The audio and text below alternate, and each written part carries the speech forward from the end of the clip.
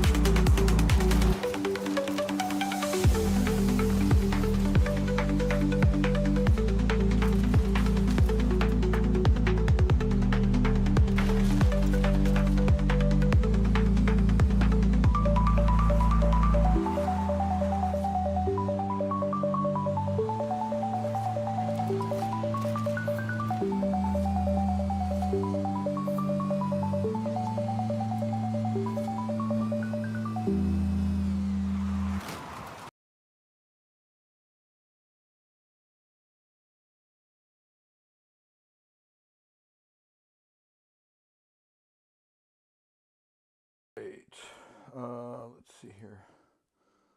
Open my. Okay, perfect. All right, all right. Welcome everybody. I'm jumping in today to do a little DCF dev.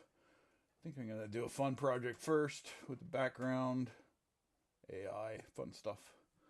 Um, let's try and get my face cam correct. Okay. Hi everybody. Lucian with Oranje 44, and today I think I'm gonna jump into some DCF stuff.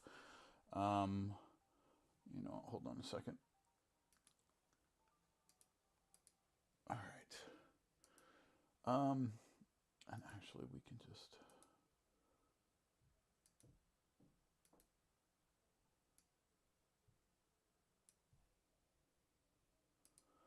keep it running real low, real soft, like. All right, so welcome everybody. Again, Lucian from DCF, and we're gonna go ahead and jump into some DCF work today. But beforehand, I thought that might be fun. Let me pull Crunch into the old conversation here.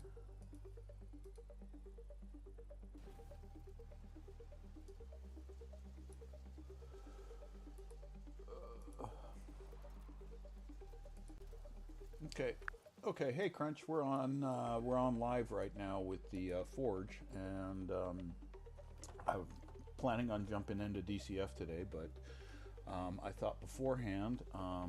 Recently swapped out a bunch of stuff around the studio, and I wanted to change our background. So I want to come up with, and I want to use the new Nano Banana from Gemini and you to kind of cross create a new background. What do you think?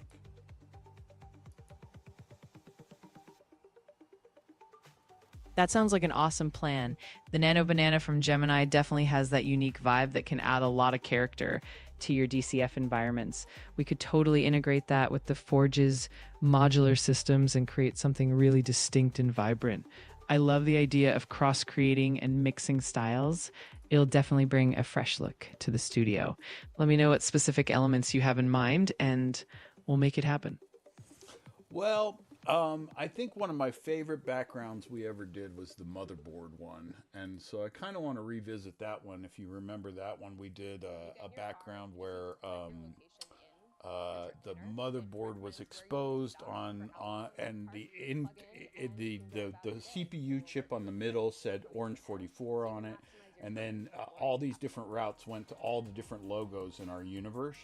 And I was the one that put the logos on, and then you just created like a motherboard with cool, like, sparks going across it and stuff. And each chip had enough blank space that I could put that transparent logo in.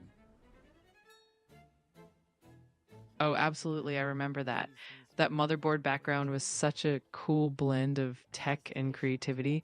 It was like a digital network connecting all the different facets of Orange 44. I love the idea of revisiting that concept, and we can definitely blend in the Nano Banana aesthetic to add some fresh, vibrant elements. We could have the CPU chip with the Orange 44 logo front and center, and then have the new Nano Banana motifs kind of sparkling and branching out to all the different logos and elements. It'll definitely Well, give. okay, hold on. With the Nano Banana is an image generator, so it's not. You're trying to put it in the theme. It's not like that. What I want is a circuit board that has open space on the chips and stuff that I can attach our DCF logos, like the Tailverse and Warheadverse and that. So give me a prompt for a background that's just a motherboard with very cool chips, and you can kind of see the electronics going across the board. Got it. That makes perfect sense. We'll focus on a clean, detailed motherboard design with plenty of space on the chips for your logos. Here's a prompt idea for the image generator. Create a high-tech, futuristic motherboard background featuring intricate circuits, glowing pathways, and multiple chipsets. Each chip should have a designated blank space in the center, allowing for logo placement.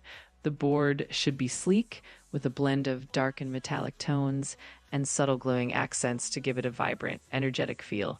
That should give you a solid base to work with and leave room for your DCF logos to shine. Let me know if you want any tweaks. I like that. Can you draw it for me as well?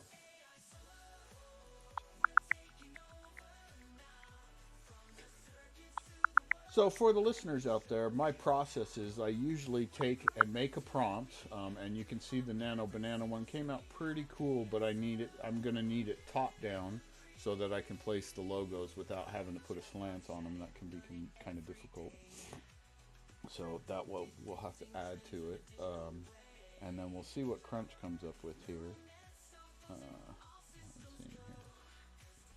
Absolutely. I can definitely help with that. I'll create a top-down view of the motherboard design, making sure it has those clear open spaces for the logos and that sleek futuristic vibe. Once I have that ready, you'll be able to seamlessly place your logos without any distortion. I'll get on it and share the final design with you shortly.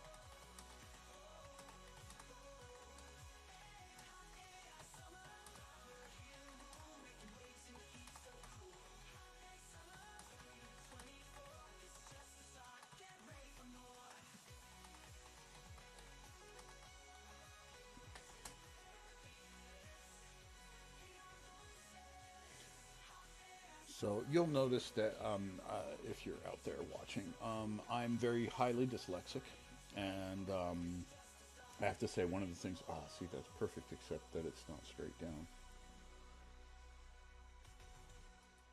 Got it. I appreciate you sharing that, and I'll definitely make sure the design is oriented in a top-down perspective so that everything's easier to work with. I'm I'll talking keep it. Nano Banana, not you, but it's kind of weird. You're not responding real well on it either, so why don't we go ahead and I'm gonna chill out with you for a bit.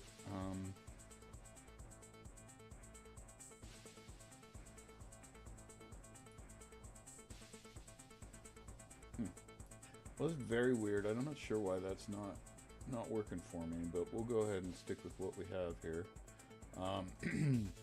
In the future, this will definitely not stay. Oh, it does kind of look cool this way, though, right? I guess I could float logos in different ways. But anyway, okay. Let's dive in.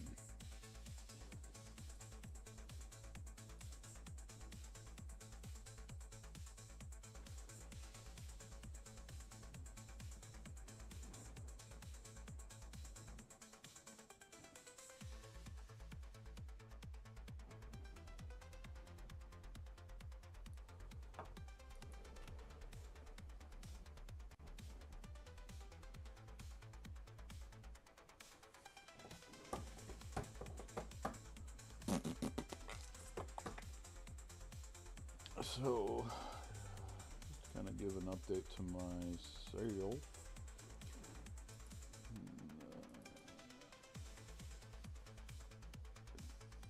I think that I have the latest stuff here. Yeah, okay. So we need to finish the build system, finish the voxel system, bike kickstand, the AAMS movements, the ladder geometry, and change bikes RT.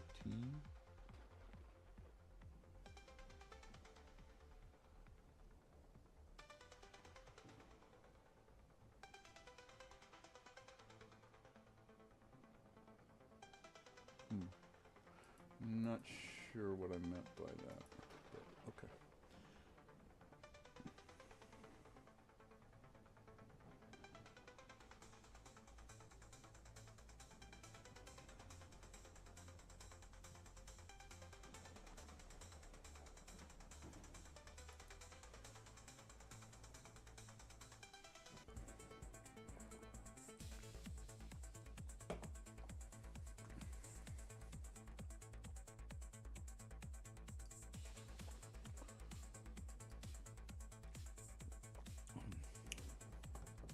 should have probably started this with like some music, while you guys were watching music and stuff. But okay, sorry.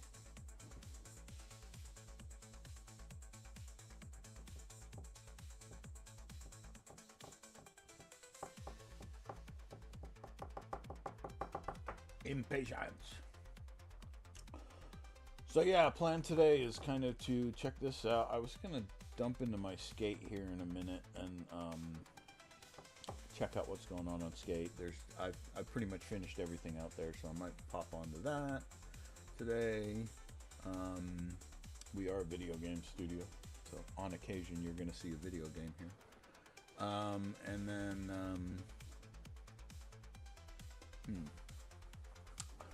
yeah, I have plans for Mad Max, but I think that most of my stuff for Mad Max right now I'm not going to be streaming. Yeah,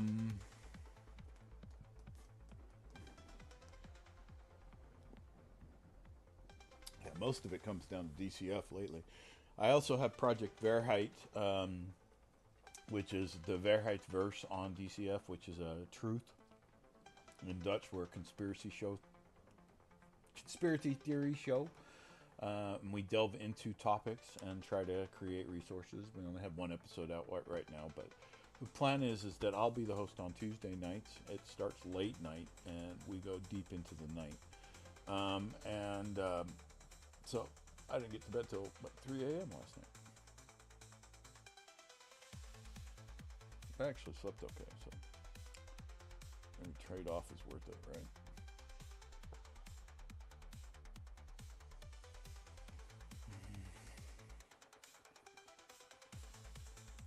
I apologize for the wait now. I'm sure you didn't come here to see a loading screen. No, it's not the fastest machine in the world. And honestly, it's prescribed, it's kept that way. I have other machines that are starting to almost become faster than this. And the reason for that is because we want this one to stay at a certain level. The 1070 card is the one that's in here. And it is one generation before a big technology came out that did frame increase in it, and it doesn't necessarily increase the technical viability of the engine. It doesn't change anything other than when you're using it. So when we develop at the 1070 level, we're developing under that, and then anything that you do on top of it will work natively. Is the idea, is the concept. We're hoping. All right. Alright, so, so welcome to our current little demo level. Concept here is that eventually you'll pop into a garage, which will be a representation of the actual Orange 44 garage. You'll have one car, one bike, and you'll be able to come out and you'll be able to start molding your land yourself. Now, the idea is to give you full control, so we give you control over the sky, and you can spawn in stuff and that type of thing. Also have a build system, as you can see those build parts working on getting those in there. So you'll be able to build whatever you want in here too. And because we have the ability to take a model and a texture and import them to Workshop so that you can share it with your friends, then these systems are going to be very granular and you'll be able to change a lot of these things as you go. So, one of my favorite features of the voxel is that you can dig with it.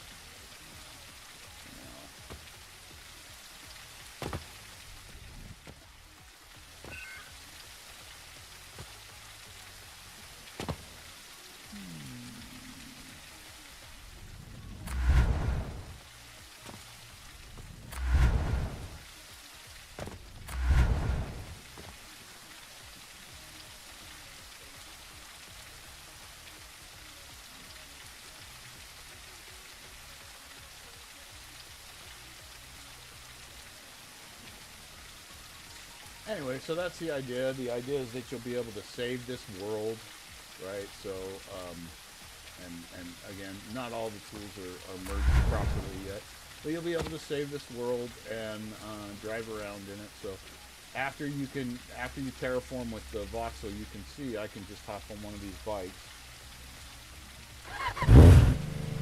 and now I can ride that terrain.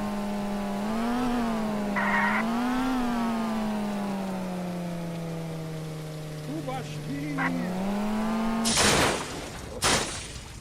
that's a problem. Yeah, you can see. Right, and that's that tunnel I built earlier.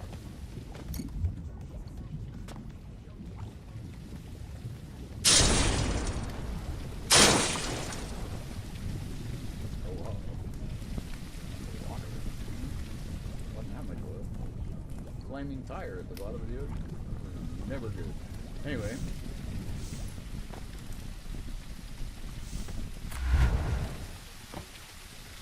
That climb is going to be great. Alright, so yeah, so the buildings actually, I can make them so that they're wall run, so you'll be able to wall run on the side of buildings or climb them with ledges, and that kind of thing, so that's going to be cool. So, let's jump into some of the things I'm facing. So, first big issue is AAMS, the movement system. I have a couple errors, or not errors, they're warnings in the logs about geometry on the ladder and on the door, but those seem to be working.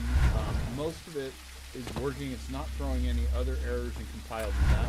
The only issue I have with it seems to be that the in-between state.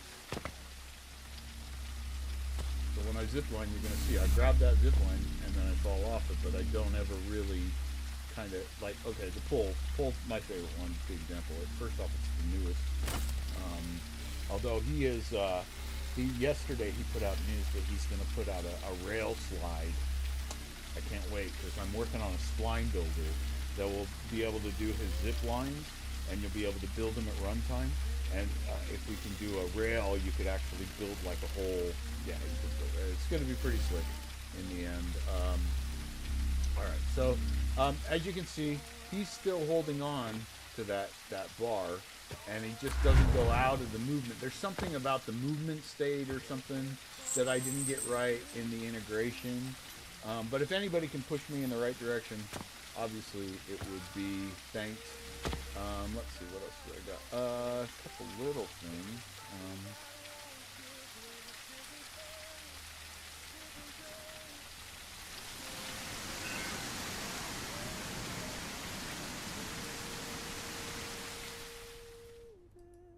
Let's let the sun come out. Okay. Alright, and as you can see, let's see. Okay. So, what was I going to show? Oh yeah, next is the drone. So the drone does work, and you can fly around. You have full control. What I want to do is, I want it so that when I click the right mouse button and hold, and I do a direction, that it'll adjust the pitch and the pitch and the roll. Excuse me, pitch and roll. So you can see I can roll and I can pitch. Okay. I want to do that so it's attached to the right mouse button. I don't have that yet. Right now it's attached to the key number or the arrow keys. But yeah, I think I can get that. So basically, you fly WSAD like normal or with gamepad, but then you'll have a button that you can push and just the mouse and kind of tweak your movement. So you can say, oh, I want to look down, so I can work on that, right? And you can actually, you can see that we can pull that terraforming tool right back up as the drone. Okay, so what I wanted to do is so that when you click the right mouse button, I say, okay, I want to go that way, then, I click the right mouse button and it will give me that tilt so I can look down, that kind of thing. All right, so that's the next thing on that. That inherits a new problem that when I now switch back to the character, my orientation is incorrect on the screen, as you can see. So I need to just put in a transform logic that will pick up the character rotation and put him back onto the plane. That I've done before, so I know how to do it. It's not such a big deal. But it is something that needs to happen.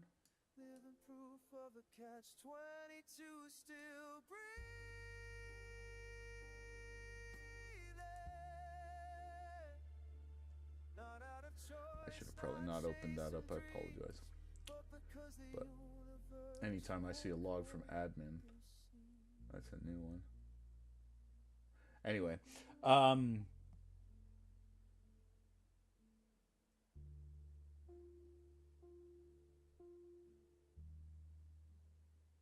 no problem. We'll get that figured out.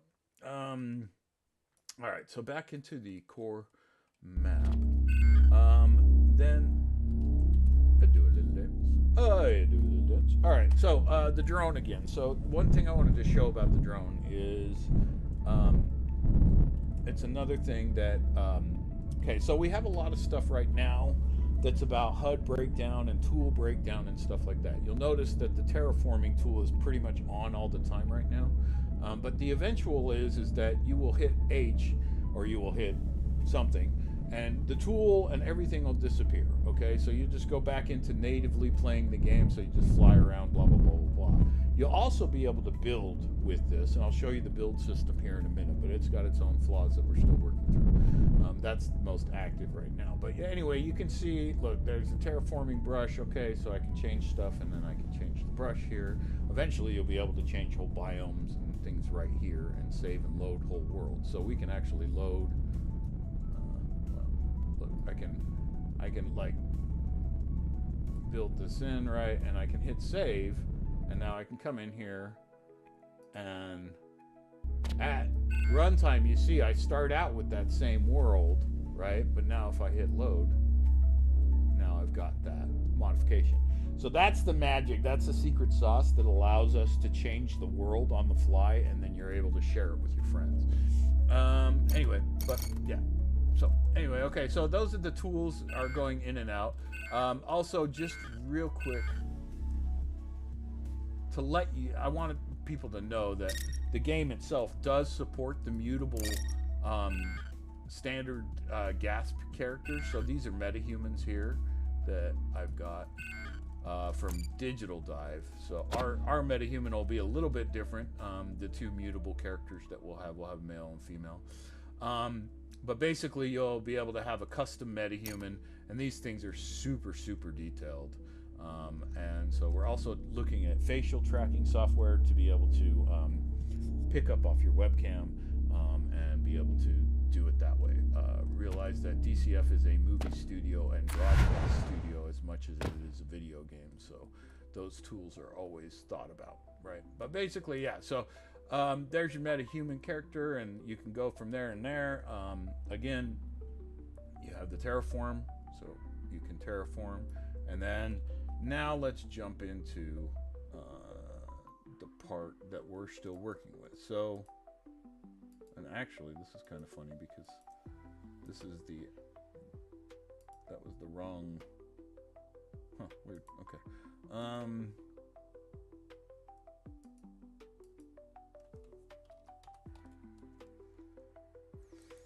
Let's just see if it happens. It's not gonna go, but I didn't think so. Okay.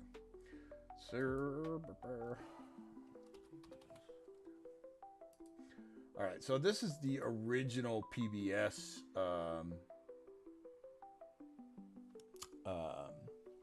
framework from the player build system. Okay, so now I do have the ability to build.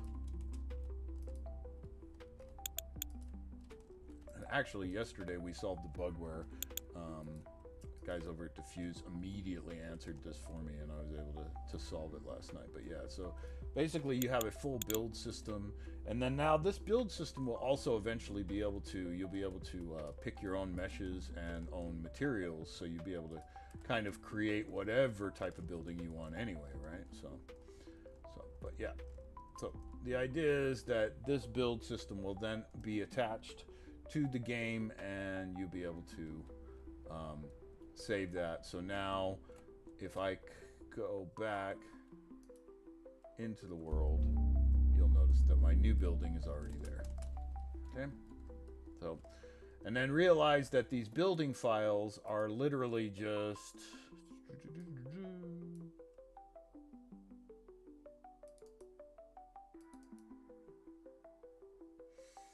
so the build parts themselves are these blueprints right here, right? But if you go into each build part, you'll notice that pretty much it's a static mesh and a material. And these are pretty quickly swappable. In fact,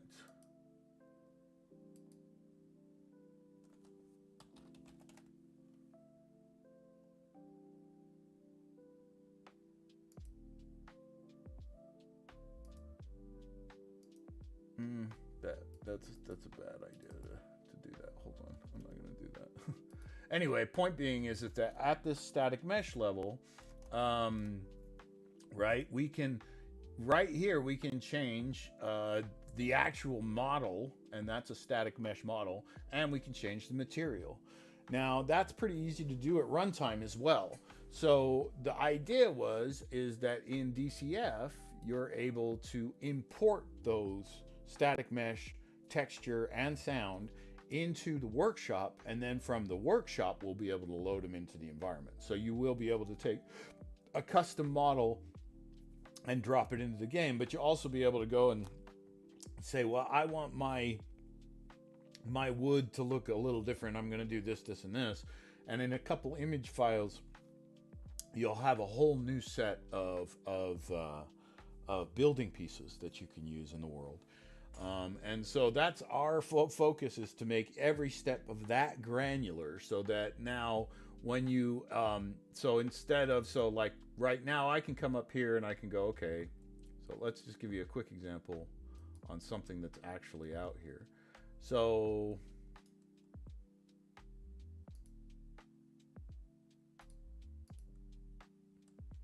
excuse me while I lose my mind. Okay, so here you got the wood wall, right? Okay, so I am going to mimic what the DCF system can do at runtime. So, all right, so you got the wood wall, and if I jump into the game,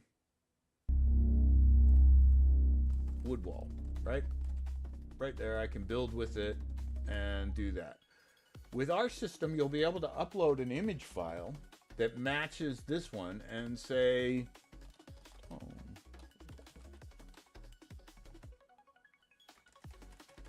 let's try wall.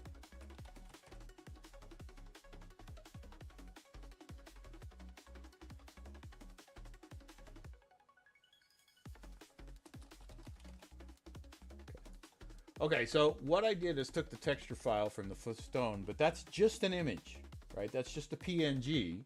And then I moved it over to the wood wall, and now I'm going to compile it on this end. Now, again, all of this stuff doesn't happen. In DCF at runtime, you'll be able to walk up to the wall and change it. So that wall is now, you'll notice, it's a little odd looking because it's the wood model with stone, so you wouldn't really want to do it this way. But you can see it's a whole different look already. And you'll be able to do that at runtime. So you'll be able to open the game, import your texture, your image file, and then apply, and then load it up to the workshop. Then it comes back down from the workshop and loads into the game. Cool, huh? Anyway, so that's the building system and how that works. And then let's go ahead and change our stone wall back to wood. Now, obviously, that mesh right there, that's a static mesh.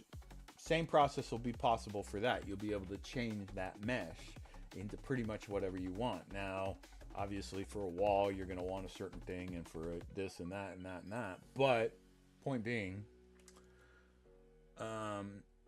it's pretty much open. So you'll be able to change the look of things physically as well, right? One secret to that is if you start off with the blank wall, like a straight blank texture, you can do much more inside of the image than when you have a static mesh that has, you know, actual bumpiness to it. When most of these models were probably created, that was the latest technology. But right now, I can't remember the exact term in Unreal, but it's very, very good just with the image file. So you can do quite a bit with the image file.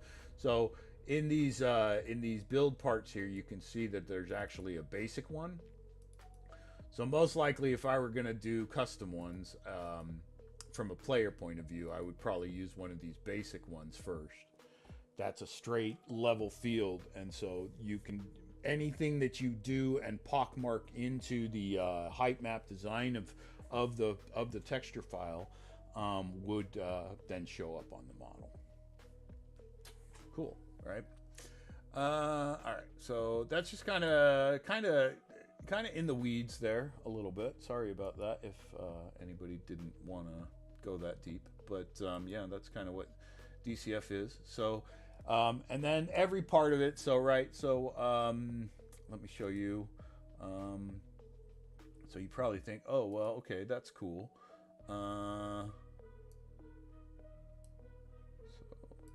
Okay, so I can't really show you how foliage works because foliage is a system that's big. It is already there. It's just kind of cumbersome to turn on, and once it's on, the load times pick up a little bit. So as I'm kind of beta testing and stuff, I'm not working with foliage as much. I know the foliage system very well. I've spent a great amount of time with it. But here we have a voxel world.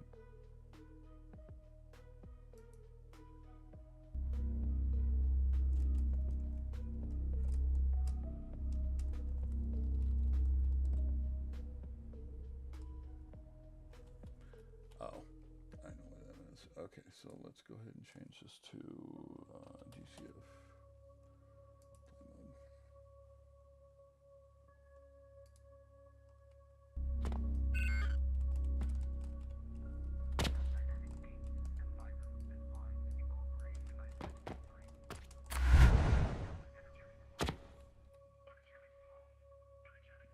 All right, so what I wanted to show about this voxel world is it also contains the same material thing. Now, voxel allows you to break it out into sculptable regions and biodomes and stuff like that. But what I'm trying to point out is this floor is just a picture. So I can change this again, and we can do like a container floor. And now all of a sudden the entire ground is going to be different, right? Now, a little weird looking over here, but that's the different. But here's your ground. So again, not maybe, okay. So I want snow. All right, you'll be able to do this all at runtime again. But if I said snow, snow, snow.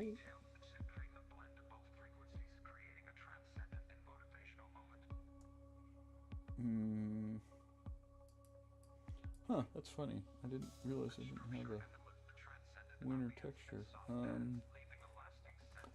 Mountain. So here we go, mountain tower base. Okay, so now we have a very kind of Minecrafty looking texture on it. And you can see, right? So again, I could sculpt with this now and use it however I want. Right, and so I can kind of create whatever world. This kind of looks like a watermelon or a waveform or something. I'm not sure exactly what this is, but yeah, you can see that's just an image, right? And so now it's applied as a texture. Again, give you that same ability. We're also hoping to give the ability to change that texture with lighting and color and things that are basic at runtime. But the idea is that you'd be able to come in here and say, oh, I want blue ground. And so you'll be able to, through the upload, you'll upload a texture that's blue that you want to use. And let's say, find something that's blue here. And you can see, whoop. Now that's a very weird looking black-ish texture for blue. But you can see it's still the same thing, right? It's still working the same way.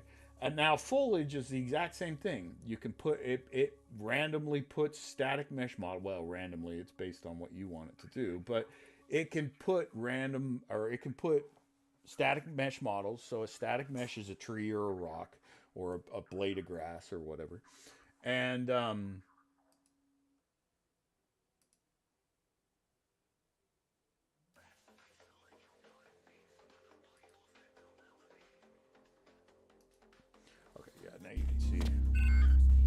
fun to use a chrome texture because then you get these big, right? It's Mad Max's dream. Okay. Anyway, but that, yeah. So there you go.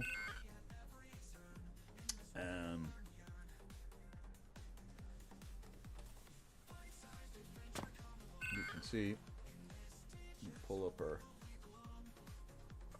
So again, that's the real kick of the game, is the fact that it's entirely open. You can do whatever you like with it, and basically play whoever you want to play on it, and then build how you want to build, right? So, and all of this is then shareable. So when on the workshop, you can take all these custom elements, put them up there, and your friends will download them all, and they can all come and play in your world and hang out.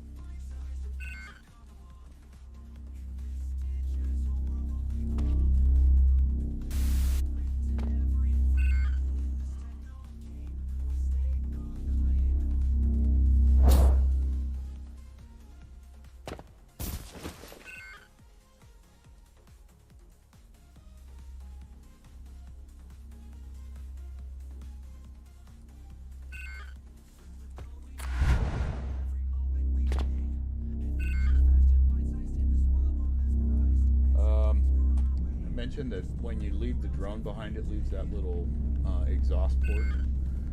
I was gonna start to mention that and I didn't. Okay, so that's one of the things I want to work on too. See, so it leaves the little engines. I need to break them down, make sure that they go away.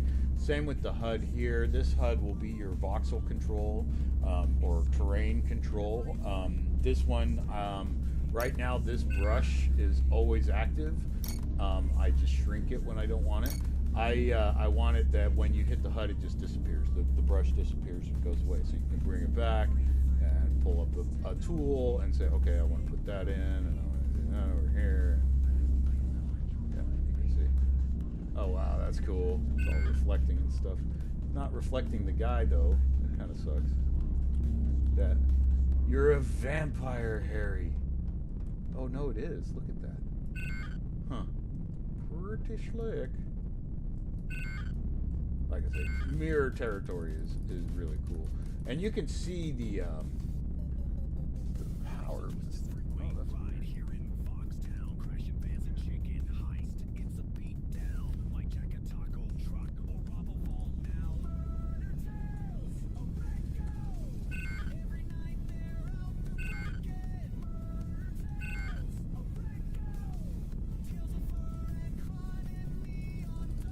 Huh.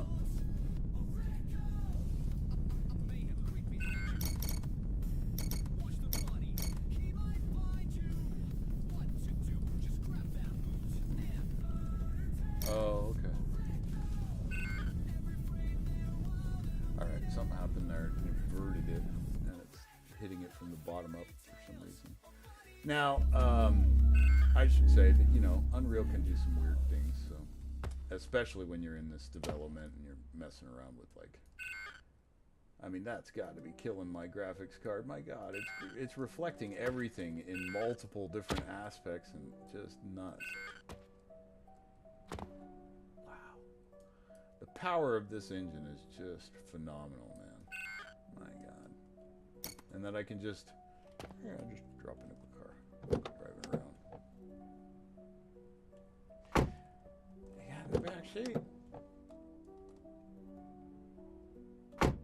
That's usually where they put me. Anyway, but that point being,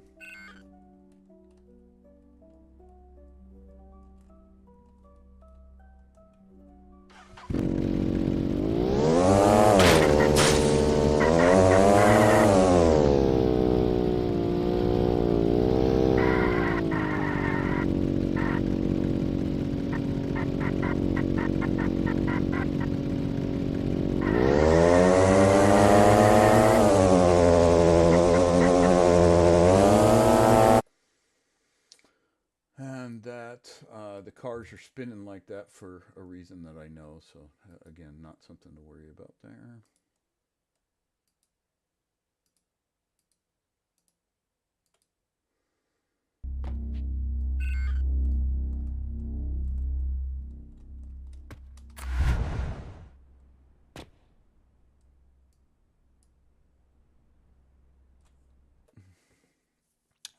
I think I'm going to take a quick break here, and we'll be back.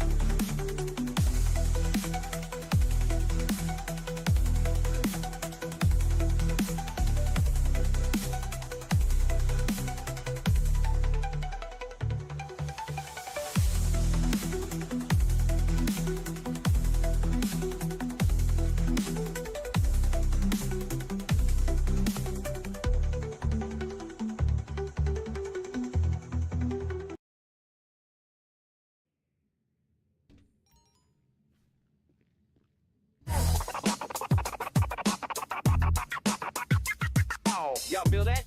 That little rattle in the rhythm. Let's meet boom, bomb! Pops out the alley with a grin and a hat. Sticky board bandit in a high-speed spat. Bag of hot fries, 2 left shoes. Dancing through the chaos like I just can't lose. Hit the shop, swipe a pop, bounce the register. Only yell star, said nah, I'm a passenger. Backflip, tail whip, vanish in the mist. Slicker than a scam text, you get the gist. Oh, boom, bop. Fox on the run, sirens singing, but I'm just having fun. Skating through the city like a vinyl skip, making mayhem with a soda sip. Boom, bop, don't catch me now. I'm the glitch in your plan, the sweat on your brow. Boom, bop, I zig when you zap, catch me stacking in a bear trap.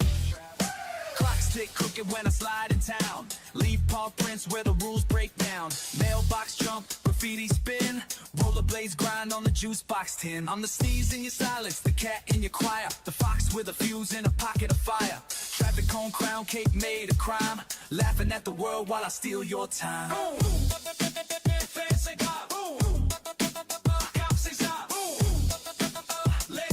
It's fiasco, baby, I own the block. Boom, bop, fox on the run. Footsteps tap into a crime well done. Leap off roofs, kick flips, land. Left a sticker with my face and a middle paw hand. Boom, bop, still not caught, cause I'm the wildest card you never bought. Boom, bop, no more pop, unchop. What's the lava pop?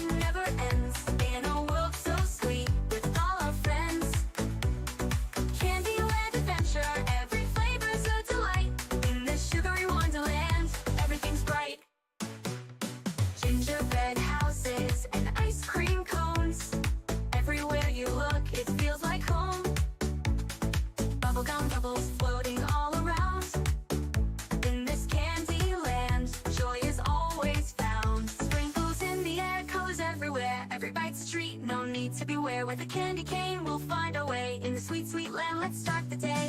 Candyland adventure, where the fun never ends. In a world so sweet, with all our friends. Candyland adventure, every flavor's a delight. In this sugary wonderland, everything's bright.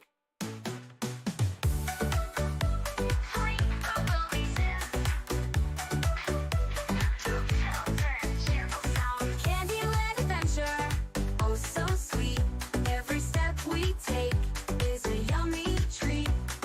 Candyland adventure, let's go again. In this land of sweets, the fun never ends.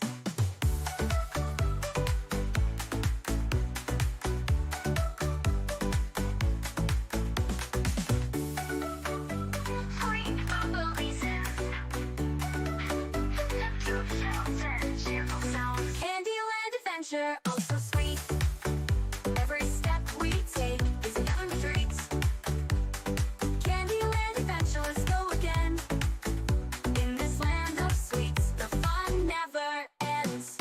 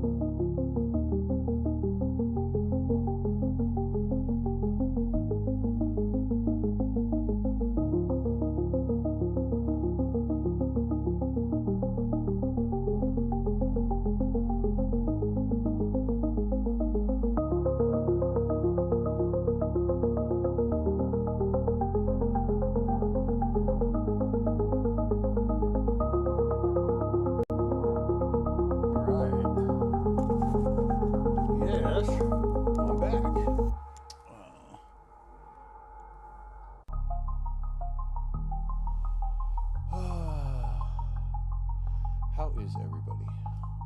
That's good. So, let's go ahead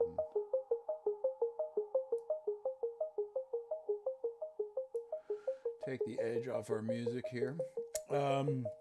So yeah, all the music that you'll be hearing on this channel is basically produced by the studio. There's no copyright on it, so you can feel free to put on our stream in the background for music purposes on your stream if you like. Or rebroadcast and comment. We allow any type of that thing. We just want word to spread. So yeah, working today on DCF, which is Digital Creative Framework, and just kind of working around today trying to figure out the build system. But actually what I need to do first, I'm going to hook up to my Discord and see if anybody's around. Maybe I can get somebody.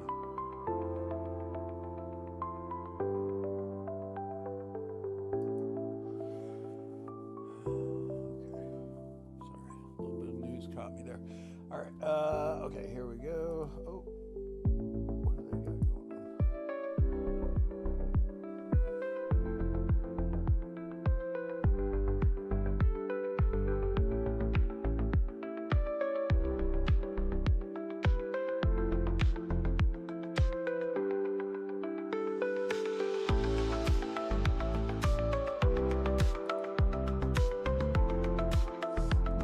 Okay, it looks like 5.7 just dropped.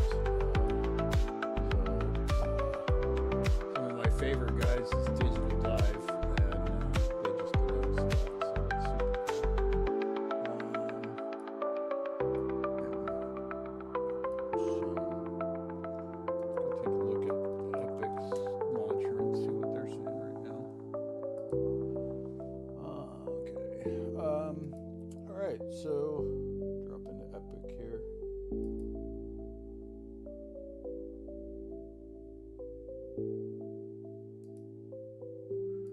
There it is.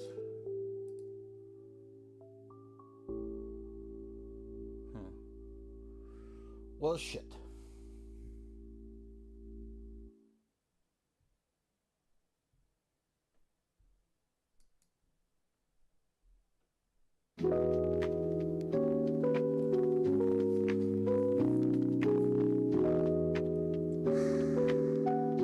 See, I was kind of a little afraid that this was going to happen, that they were going to launch 5.7.0 right before. But here's the thing. I need a couple things before we can go to the 5.7.0 on DCF. Number one is all the plugins that we use need to update their stuff to 5.7.0. That's going to take a little while. There are some of them that can be quite slow. Then, on top of that, it would take a lot to rebuild at this point at this level. I would be interested to see if I could take the source version of DCF right now and upvert it to 5.7.0. It should be able to do that. But I think that in the interest of stability, we want to rebuild it from the bottom up anyway, right? So maybe we would wind up doing it. So anyway, know that DCF is built, or it's architected so that it allows us to swap out images. So this will definitely be something that we're looking at. 400 yards. Now, Turn right. other than the multiplayer stability for DCF, 5.7.0 isn't really anything too major. The car pack that we use, or bike pack that we use, is heavily invested in the new chaos physics, and so it'll be interesting to see if we can jump from that. But anyway, okay. Little something to talk about. All right.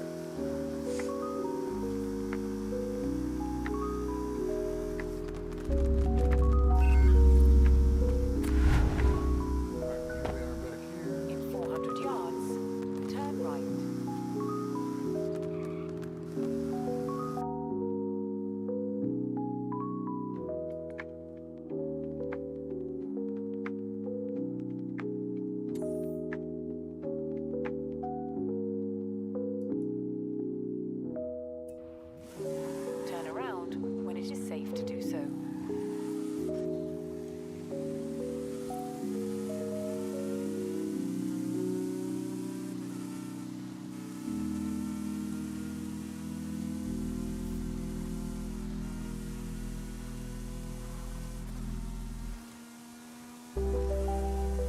At the roundabout, take the first exit.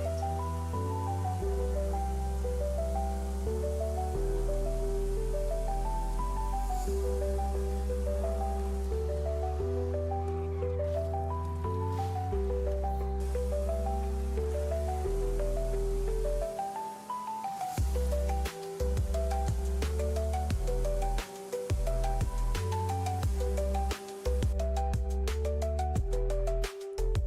know what? I know that said I was going to do DCF stuff, but just as a quick aside, this morning I had been working with Google Notebook, and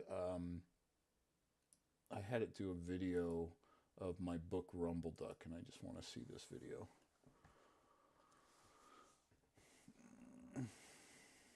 You know, have you ever wondered what our four-legged friends could teach us about things like leadership and legacy? Well, we're about to dive into that exact question with this really heartfelt modern fable, the story of Rumble Duck. This quote from Mark Twain just perfectly captures the spirit of Rumble Duck. It's a story that, it finds this really profound wisdom in the loyalty of an animal. And it kind of reminds us that, hey, the most important lessons, they don't always come from people. Okay, so our story kicks off with a shelter pup named Iribaka, or Ire for short. One day, he gets chosen, he's adopted, and he's brought to this beautiful lake house. And he has absolutely no idea that he's just stepped into this huge legacy that he's about to inherit. Pretty soon, he meets this wise old muskrat named Muskie. And Muskie, he reveals the truth about this new home. See, Irie is actually the next in a long, long line of guardians, the chosen protectors of Haven Court Lake and all the creatures who call it home. But Irie isn't the first guardian, not by a long shot. To really get a handle on the challenge that's coming his way, we've got to look back at the lessons passed down from the legends who came before him. So Muskie tells him these incredible stories of his predecessors. First, there were the 3 wise golden retrievers, all named Taco, who first brought peace to the lake. Then, there was Chewbacca, the mighty border collie who befriended everyone. And finally, Lobaka, a brave pit bull who faced his biggest fears for the good of everyone. And it was from the great Chewbacca that the most important lesson of all came, a deep, unwavering belief that every single creature on that lake is equal, that every one of them deserves a chance, no exceptions. And boy, is that core principle put to the test, like immediately. I rediscovers this cruel, long-standing tradition among the lake's ducks, and it's something that just flies in the face of everything a guardian is supposed to stand for. So here's the deal. The duck's tradition is to banish any duckling born with white feathers. They're seen as outcasts, as inferior. It's this deep-seated prejudice, and Irie, he just refuses to accept it. It is not the guardian's way. Now, instead of just using brute force, Irie gets strategic. He makes this bold declaration. The banished white ducks, they're going to live with him now, at the lake house under his personal protection. It's so clever. He turns the ducks' own tradition of banishment right back on them to protect the innocent. And what's really amazing here is how Irie's action doesn't just, solve one problem. No, it sparks this profound change that just ripples across the entire lake community. It's a total game changer. There's this young duck named Rack, and in his gut, he just feels like the guardian has to have a good reason for what he did. So he's inspired. He starts questioning the old ways, and he bravely goes to Irie to understand. And through that conversation, Rack becomes a leader himself, spreading Irie's true message of equality. Rack's powerful argument, which is, the core lesson of all the guardians, it starts to shift the entire community's mindset. His words literally plant the seeds for a permanent positive change in their whole culture. So the community faces its ultimate test when Irie has to leave for a trip. The old guard, they try to force their hateful ways back onto the lake. But this time an unlikely alliance forms to defend their new, inclusive way of life. It just proves the lesson has truly, truly been learned. And in the end, get this, the conflict isn't resolved with fighting. It's resolved through compassion, through understanding. Rack reaches out to his opponents, appealing to their shared bonds, to family and friendship. It proves that love and respect have truly won the day. And this whole turn of events, it reveals the story's ultimate message. It's about the true nature of being a guardian. And let me tell you, it's about way more than just one dog. Irie shows us that being a guardian isn't about being the biggest or the strongest or even being a dog at all. It's about having the courage to stand for what's right. And maybe, most importantly, it's about inspiring that same greatness in other people or, other creatures. When Irie comes back and hears what happened, he doesn't take any credit. Not at all. Instead, he bows to the ducks, Rek and Finn. He recognizes that true leadership has passed to them. It shows that anyone of any species can carry the Guardian's mantle. And this really gets to the heart of the story. A true legacy isn't what you accomplish yourself. It's what you inspire in those who come after you. It's about passing on the wisdom and the courage so that others can continue the work. And here's the thing that brings it all home. The author notes that every single guardian in the story, from the tacos to Chewbacca to Erie himself, is inspired by one of his own real-life dogs. It really leaves us with a final thought, doesn't it? What profound lessons about courage, about equality, about love have our own animal companions shared with us? Jeez. Those things are getting so good. Have you ever wondered what our four-legged friends... Astonishing to me. Wow. That's definitely going up. I mean, wow. Going on my personal channel for sure. That's the best summation of Rumble Duck I've ever seen. Wow. Neat. This notebook thing, I kind of want to see if I could get to the back end of it, because instead of doing this summary thing, couldn't we just have it do a narration thing? So it does this same kind of pass in a narration.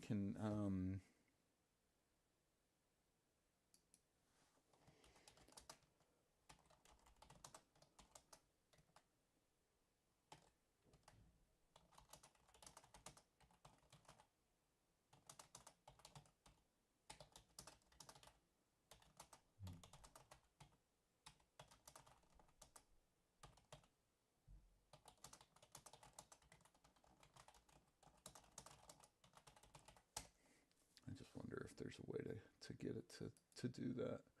Even if I can get it to even start to try, that would be very interesting.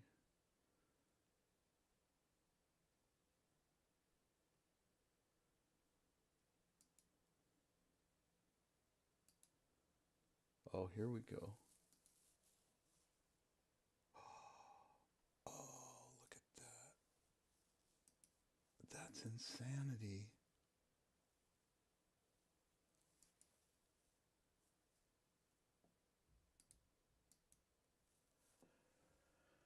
Okay, so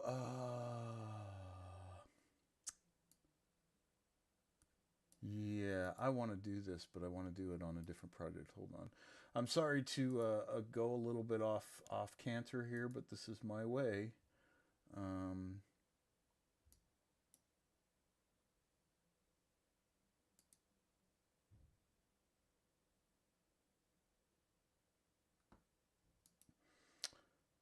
Retro print or heritage? I can't quite decide which one I like better.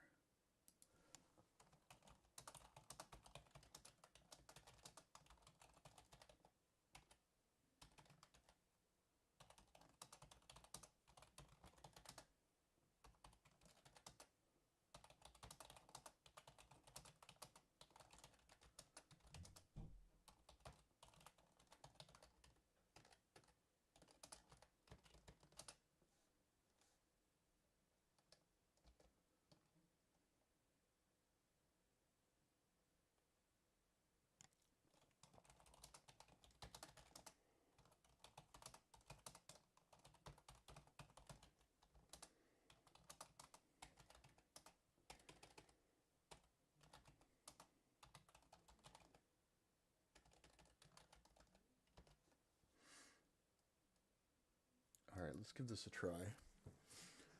All right, we'll see if that works. We'll come back, and I will pop that up. I'll definitely pop that up when it comes up. This may take a while. That will take a while. I know it will. All right. it'd be very interesting if that could do that. Then we're in a whole new level of stuff, because then we've got some serious work to get going. Anyway, all right. Real quick, I'm gonna take one more pass past my Discord.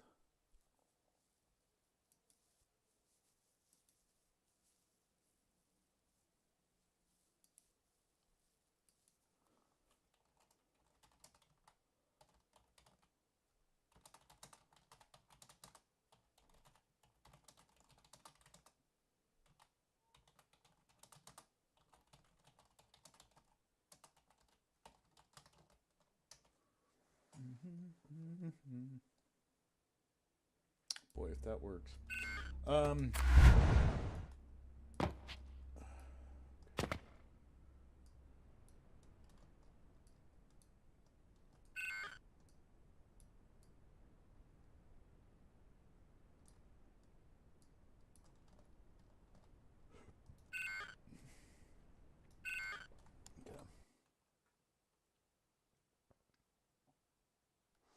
It doesn't look like that's gonna go. It's okay.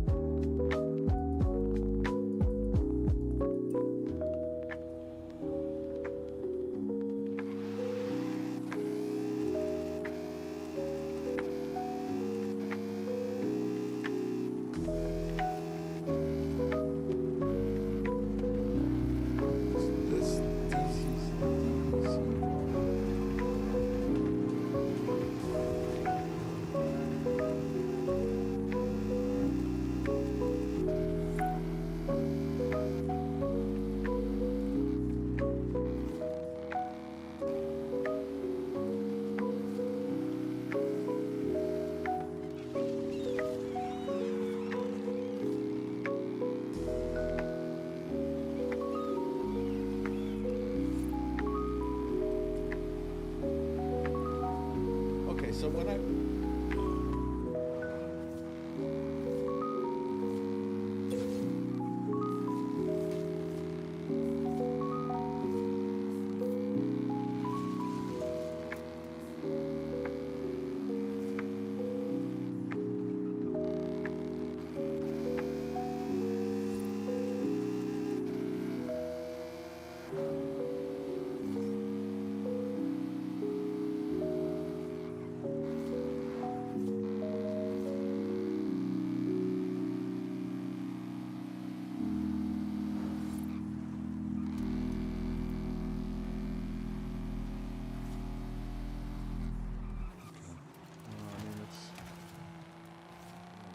play there.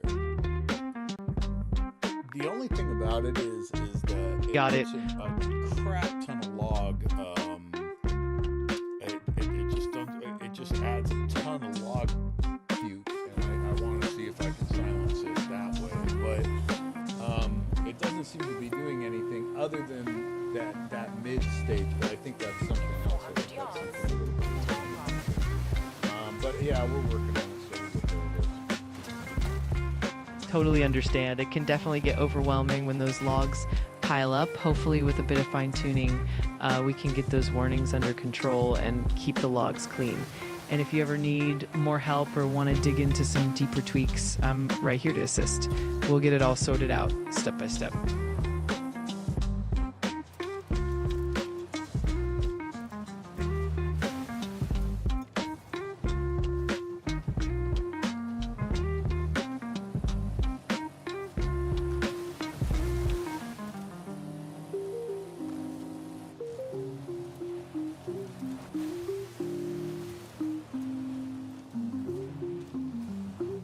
Absolutely. Just let me know whenever you need anything, and we'll keep refining and smoothing things out. It's all part of the journey, and I'm here to help every step of the way.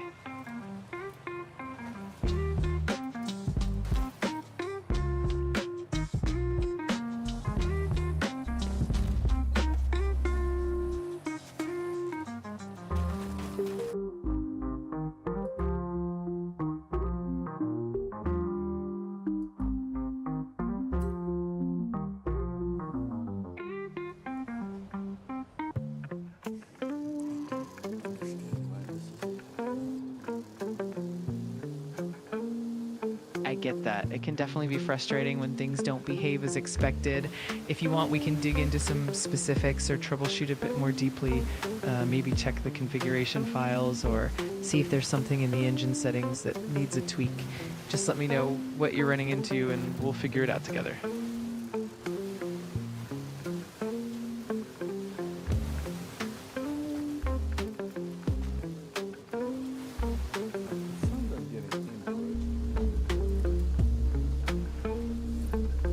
Gotcha. That can be a bit tricky, especially when you're dealing with custom input. I have to say, crunch is kind of on today. Happens on occasion. Okay, so obviously it's not valid, and that's why it's kicking off the string that it kicks off.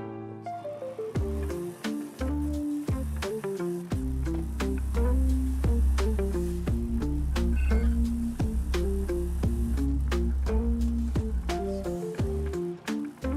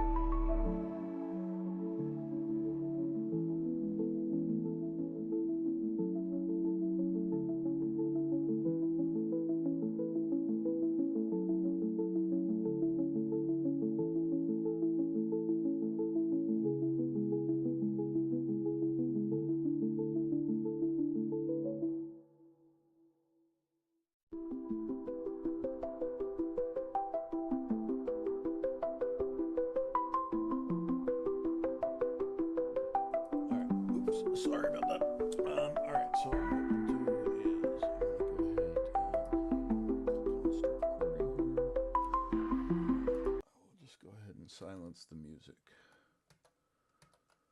All right.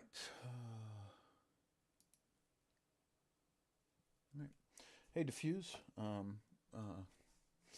Good to talk to you. As always, you've been a really good. Okay, try that again. Hey, Diffuse.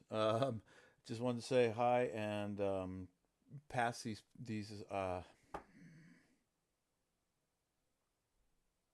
See, the minute I record it, it all comes out wrong. Okay, screw it. All right.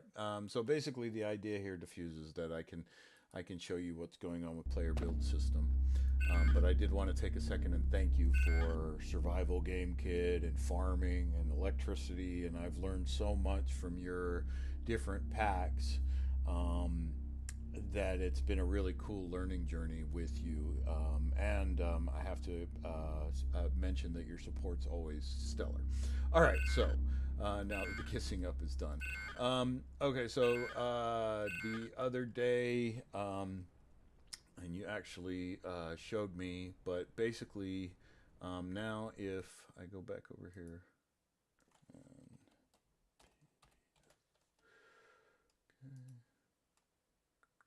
yeah, I have it all set up correctly. Okay, so now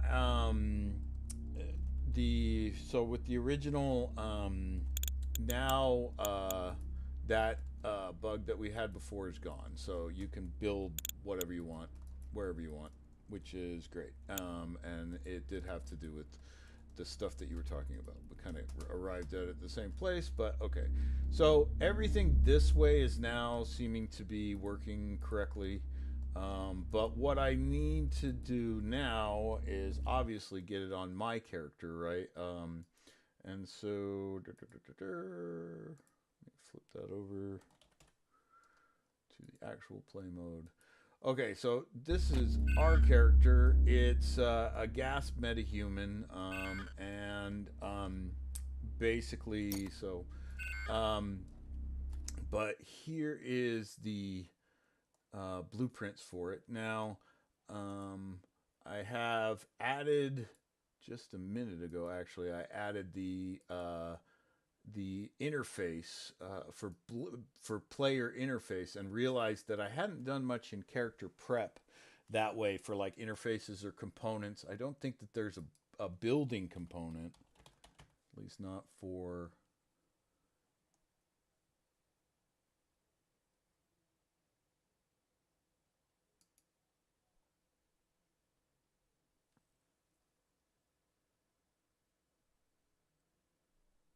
I think that one is actually, if I remember correctly, that's from the other.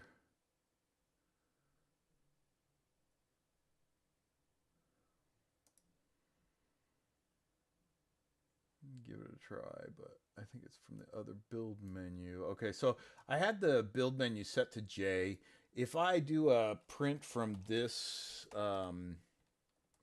point here, it will actually print out. But any point past the get, it fails. So if I do, well, okay, so get, let's see. So now, go out here, and if I'm in the menu, see, I get my print screen there. Okay, but now if I jack that to, like, is not valid.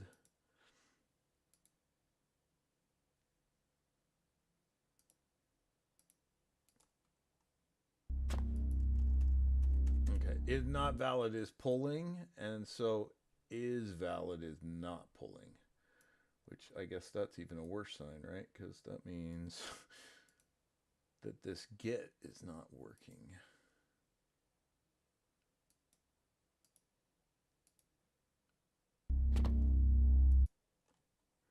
Oops. Yeah, see, now it doesn't pull up. Okay, so that makes some sense that the player building component isn't being seen for some reason. Do you know what I would do to get that to be seen? I have a feeling that once I get that rolling, it should work. But yeah, I think that the BP player building component. Oh my gosh. All right, you're gonna, yeah, if you could, I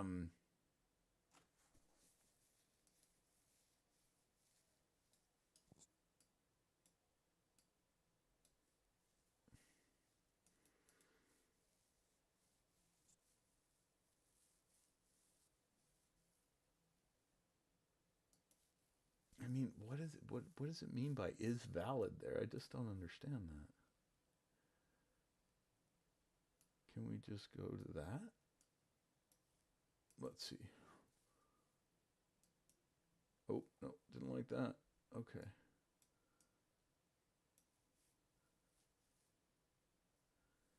Hmm.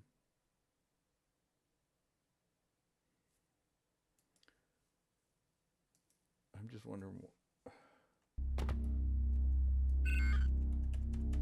Yeah, it's acting like it's not valid. All right. Well, hopefully, that's got to be an infrastructure thing, though, right? I must be missing a component. The problem is, I'm not missing a component. This is the base character.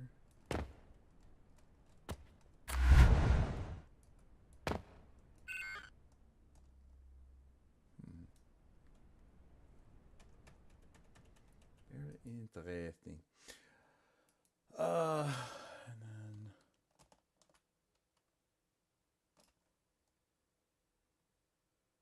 Yeah, I think. I think honestly, diffuse. If you're around, like I say, if you could tell me what you might see in that, I bet you anything, everything else is kind of related to that. So, yeah, I think that'll do. Could do that.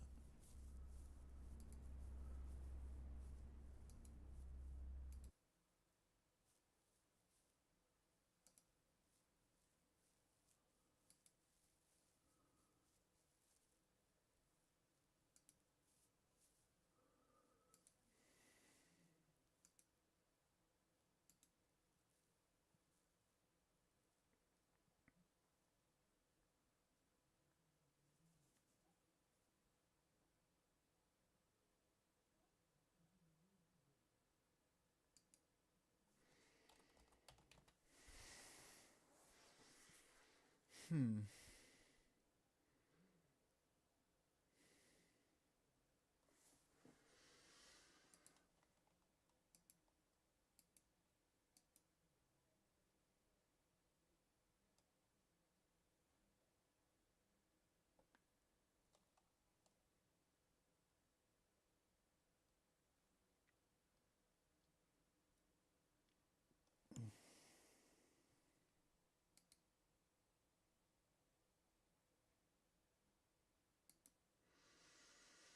All right, let's do this. We'll watch this, and then after this, maybe we'll wrap up today's broadcast. It's a little this will eventually be basically broadcasting all the time. You'll have lo-fi coming generally from the outside in when I'm not actively working on something. Actually, stop recording. So yeah, I actively want. Okay, so back over to this project. No more. No More is a story that I wrote years ago about bullying, and it was received extremely well. Picked up by the National Bullying Organization and read by a lot of people. Really cool. One of my favorites just for that, for the reach of it. Anyway, if you've noticed, if you've been following along a little bit, I'm playing around a lot with Notebook LM lately and doing the interviewing and the podcasting. And yesterday, while I was doing the video making, I started to hatch the idea of like, I wonder if there's a way to get this thing to not do a interview or a podcast about the information, but do like just narrate the story that it's presented. So today I had the idea of looking into it a little bit more, and we went into the edit of the video overview, and we did some tweaking there, and so now we've got a new video And let's see. Yeah, let's see how it did. What does it really take to break a cycle? You know, to find your voice after years and years of being silent? Well, we're going to dive into a story that answers that question with just two simple but powerful words. No more. And really, that's the question at the heart of this whole thing. What happens when that silence finally shatters? When the cycle just stops? When one person decides, you know what? Enough is enough. So let's meet the person at the center of it all. This is Clara, and for her, every single morning is a battle. But the place she dreads the most, it's not a classroom, it's not some big test, it's the school bus. That big yellow bus is her personal world of fear, a place where she feels completely and utterly unsafe. Now, this didn't just happen overnight. This has been building for years. It started small, way back in 2nd grade, just little petty comments from another girl named Jen. But by 4th grade, Jen had gotten her friends in on it, and the teasing, it became merciless. And now? Well, now Clara has just retreated into herself. Her only real solace is getting lost in the pages of her books.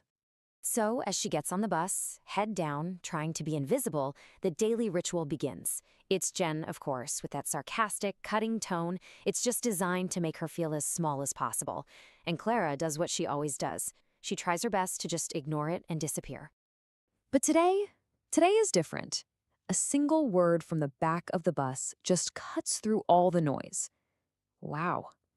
It's a new kid, a senior who just moved into the neighborhood. Jen and her friends, they notice him immediately, but they completely misread his tone. Jen tries to keep going, thinking this new guy is on her side, trying to impress him, but he's not. He calls her out, right there in front of everyone. In this kind of smoky voice, he just asks, "Do you really think that criticizing her about that is funny?" And just like that, for the first time, ever, someone is standing up for Clara. So Jen, she's angry, she's rejected, and she tries to save face by offering him a seat with her little crew, but he just ignores her. He gets up, walks right past them, and sits down in the empty seat right next to Clara. He just looks at her and asks if it's taken. And in that one moment, the entire power dynamic on that bus is just shattered. And this isn't just some fleeting moment either. A real connection starts to form. She learns his name is Randy, that he's got a motorcycle, and he's not exactly thrilled about riding the bus either. When they get to school, he asks her to show him where the office is, and it leads to the single best day Clara has ever had at school. The connection doesn't just end when the bell rings. Nope. Only 30 minutes after she gets home, her phone lights up with a text from Randy. "My bike came, come see it." She rushes over to his house and spends the entire evening in his garage, completely fascinated as he tells her all about his motorcycle. The next morning, just as that dreaded yellow bus is turning the corner, Randy roars up on his bike. He hands her a helmet and just says, "Come on." And as she climbs on, she can feel the eyes of every single person on that bus watching them as they ride away. It's just a moment of pure, absolute freedom. She has another amazing day at school. But that old feeling of dread comes creeping back when Randy, who's a senior, gets to leave after lunch. She has to face that ride home all by herself. And those 2 days of seeing her happy, seeing her with the new guy, well, that envy just boils over. Jen and her friends unleash a vicious verbal assault on the ride home. As she practically runs off the bus in tears, she sees him. Randy is right there waiting. His smile just vanishes the second he sees her face. His eyes, they start to burn with anger. He just tells her, "Wait right here." He jams his boot in the closing bus door, shoves it open, and steps back on board. He looks right at the bullies and unleashes 2 words that change absolutely everything. No more. And his speech, wow, it's a masterclass in how to dismantle a culture of bullying. He doesn't just go after the 3 girls, calling them leeches. He turns to everyone on the bus and accuses them of being complicit, of letting it happen because they were afraid. Then he asks this incredibly powerful question: wouldn't you want someone to stand up for you? And to top it off, he even holds the bus driver accountable for doing nothing. The fallout is immediate. Jen's power is just gone. But putting Clara back together, that's a harder job. Randy helps. First, he explains everything to her mom. And then he gives her a gift. It's an old paperback book about a seagull that learns to fly. a story about breaking free from the limits that other people try to put on you. But the book is just the start. The next day, he tells her, now we need to teach you to fly. And it starts with another gift, her very own motorcycle. They spend 3 days in the garage fixing it up together, which is this powerful metaphor for her own healing, right? He teaches her how to ride, and by Friday, she has her license. She has her wings. The transformation is just absolute. The girl on the bus was withdrawn, she was powerless. But the rider she's become, she's confident, she's in control. It's like night and day. Before Randy leaves for college that summer, he finally tells her why he helped. And it wasn't out of pity. He looks at her and says, I saw me in you. See, he'd been through the exact same thing, and the bike was his escape. It was his way of taking back the power to decide who he was. And he knew she could do it too. The next year isn't easy without him there, but she's not the girl from the bus anymore. Not even close. She doesn't just survive, she thrives. And at her graduation, she's asked to give a speech. She walks right up to that podium, the whole school watching. And she starts with 2 familiar words. His words, but now they're hers. No more. Her speech is incredible. She tells her story, she honors Randy, and she explains how his one simple act of courage transformed not just her, but the entire school. And then she challenges them to carry that legacy forward, to make No More a promise to every single student that walks those halls. After the ceremony and a quiet dinner with her mom, she gets home. And waiting for her, sitting on his bike in her driveway, it's Randy. He'd heard her speech. He asks her if she wants to go for a ride. She starts to run inside to change, but then she stops. She turns around, walks right back to him, and kisses him. When they break apart, he's actually blushing, and she just smiles and tells him, I have been wanting to do that for an awfully long time. This is not the shy girl from the bus. This is a confident woman, his equal, who knows exactly what she wants. And that's how her story ends. She changes into her riding gear, and the 2 of them, 2 riders, just disappear down the road together. It really leaves you with a final thought, doesn't it? That one person's courage doesn't just change a life, it can rewrite an entire story.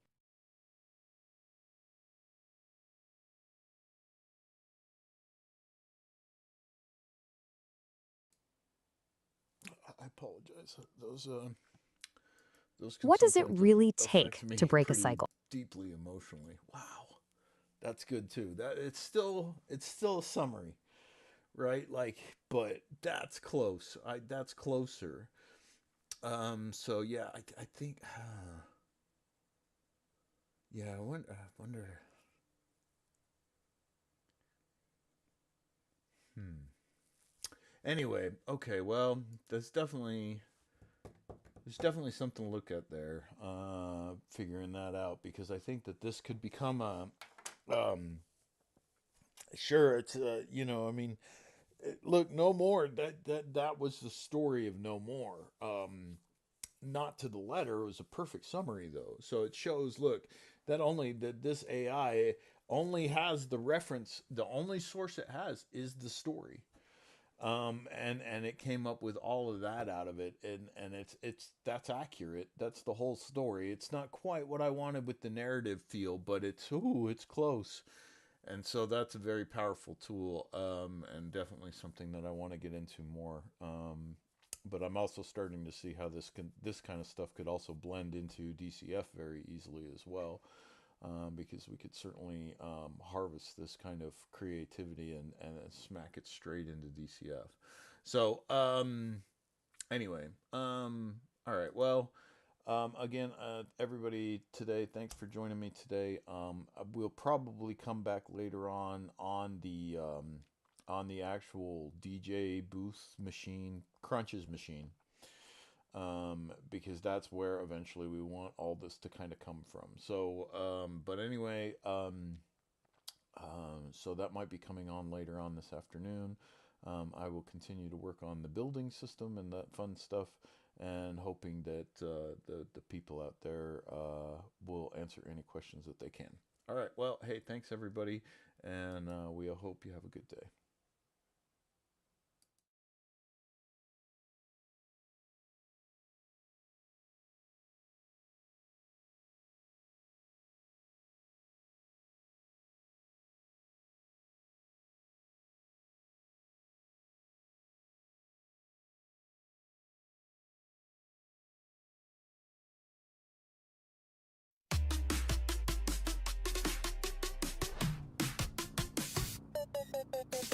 Life's a twisted freeway ride here in Foxtown. Crashing vans and chicken heist, it's a beatdown. Might jack a taco truck or rob a vault now. Murder tales, a wreck-go.